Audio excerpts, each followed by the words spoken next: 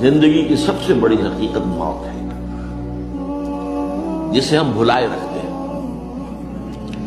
اگر کسی عزیز کی نماز جنازہ پڑھتے ہیں تب بھی یہ خیال نہیں آتا کہ اس وقت ہم بھی ہو سکتا تھا کہ یہاں پر بجائے ان کے میرا لاشا ہوتا۔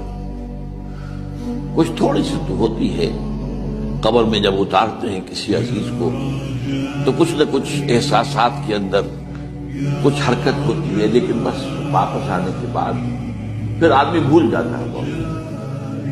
لیکن قرآن مجید نے لفظ یقین استعمال کیا ہے موت کے لیے۔ سورہ حجر کی آخری آیت ہے، حضور سے خطاب کر کے فرمایا وَاعْبُدْ رَبَّكَ حَتَّى يَأْتِيَكَ الْيَقِينُ۔